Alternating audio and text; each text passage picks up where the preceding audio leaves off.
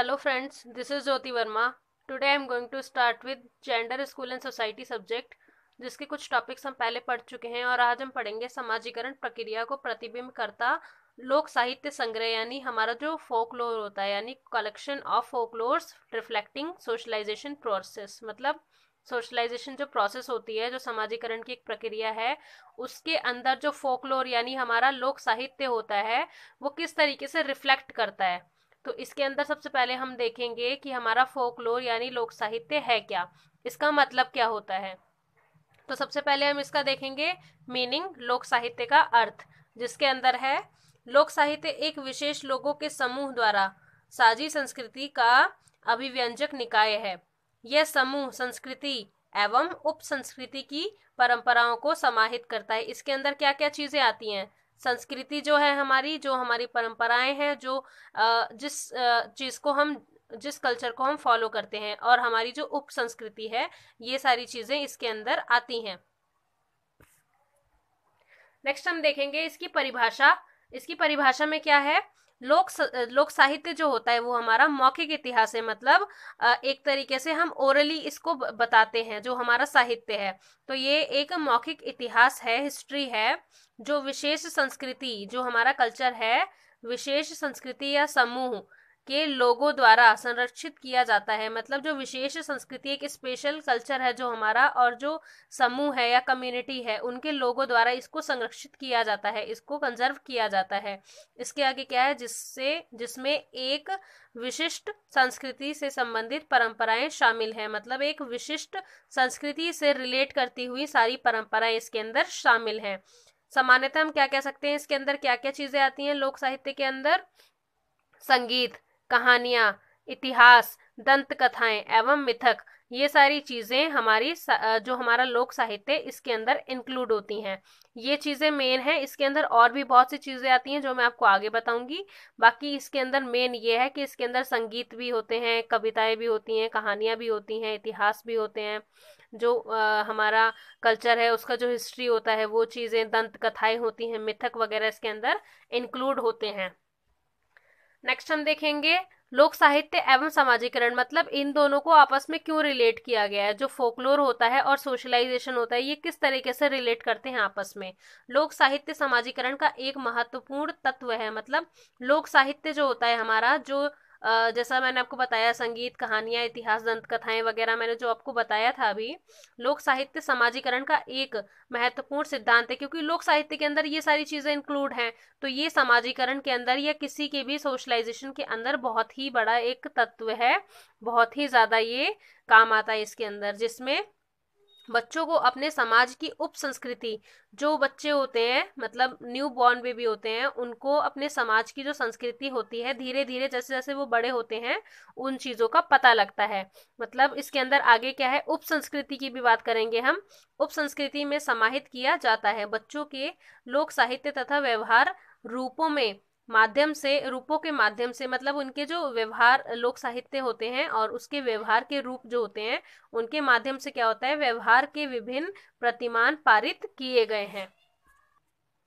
Next हम देखेंगे इसके अंदर नेक्स्ट पॉइंट, जिसके अंदर है समाजीकरण प्रक्रिया में लोक साहित्य के कार्य। लोक साहित्य क्या कार्य करता है समाजीकरण की प्रक्रिया में? मतलब सोशलाइजेशन की प्रोसेस में, कि सोशलाइजेशन हो रहा है अगर किसी बच्चे का, तो लोक साहित्य उसमें किस तरीके से इंपॉर्टेंट है, क्या कार्य है उसका। इसके अंदर हमारा फर्स्ट पॉइंट है जो है मनोवैज्ञानिक यानी साइकोलॉजिकल। मनोवैज्ञानिक या व्यक्तिगत, यानी ये चीजें क्या होती हैं, सोशलाइजेशन प्रक्रिया, लोक साहित्य के कार्य क्या होते हैं? सबसे पहले वो मनोविज्ञान पे इफेक्ट डालता है, और व्यक्तित्व पे एक तरीके से जो हमारा इंडिविजुअल पर्सनैलिटी है, व्यक्तित्व है या व्यक्तिगत, एक तरीके से उसके अंदर ये इफेक्ट डालता है, यानी साइकोलॉजिकल एंड इंडिविजुअल। इसके अंदर आगे है लोक साहित्य काफी हद तक व्यक्तिगत है। जो लोक साहित्य है वो काफी हद तक व्यक्तिगत है। यह लोगों के व्यवहार, प्रेरणा और आदतों के माध्यम, जो आदतें हैं और उनकी प्रेरणाएं हैं, उनके माध्यम से आकृति लेता है। सेकंड है इसके अंदर कार्यात्मक यानी फंक्शनल। इसके अंदर क्या है, लोक साहित्य संस्कृति और समाज में पाई जाने वाली शत्रुता का आभार व्यक्त करते हैं। कहावतें कानूनी निर्णय को हल करने में सहायता करती हैं। जो कहावतें होती हैं वो क्या होती हैं, कानूनी निर्णयों को हल करने में सहायक होती हैं, एक तरीके से सहायता देती हैं। आगे क्या है इसमें थर्ड पॉइंट, जिसमें है धार्मिक कार्य यानी रिलीजियस फंक्शन, जिसके अंदर है धर्म जीवन के दैनिक अस्तित्व का हिस्सा है। धर्म जो है वो जीवन के दैनिक अस्तित्व का एक हिस्सा है। इसे प्रतिदिन के विश्वास, भाषण, कहानी और गीतों के माध्यम से व्यक्त किया जाता है। मतलब जो हमारा धर्म है वो दैनिक अस्तित्व का हिस्सा है और इसे प्रतिदिन किसके जरिए व्यक्त किया जाता है, विश्वास, भाषण, कहानी और गीतों के माध्यम से।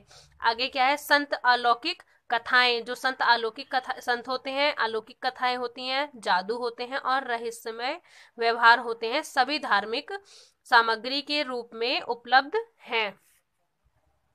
इसके अंदर फोर्थ एंड फिफ्थ है हमारा। फोर्थ पहले हम देखेंगे राष्ट्रीय कार्य यानी नेशनल फंक्शंस। नेशनल फंक्शंस क्या क्या होते हैं इसके अंदर, लोक साहित्य जो होता है वो एक सुदृढ़ सांस्कृतिक प्रतीक है। मतलब एक तरीके से हमारे लिए जो कल्चरल होता है उसके हिसाब से इसका एक प्रतीक है, यानी हमारे कल्चर को दर्शाता है। यह राष्ट्रीय एवं जातीय गौरव का समर्थन करता है। राष्ट्रीय गौरव और जातीय गौरव का समर्थन करता है। उसके आगे क्या है, यह मुख्य रूप से साहित्य का विकास, संरक्षण, अनुकृति, साहित्य संग्रह, भाषा तथा परंपराओं के माध्यम से किया जाता है।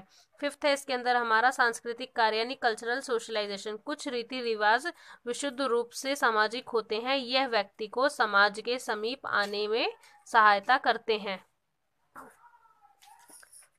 आगे है इसके अंदर समाजीकरण प्रक्रिया के लोक साहित्य की भूमिका यानी फोक जो रोल होता है फोकलोर का वो क्या है, सोशलाइजेशन प्रोसेस के अंदर इसकी क्या भूमिका है। इसके अंदर सबसे पहले है लिंग प्रवृत्ति का सुदृढ़ीकरण, मतलब जेंडर बेस पर उसका सुदृढ़ीकरण करना। सेकंड है इसके अंदर आदर्श व्यक्ति का अनुकरण करना।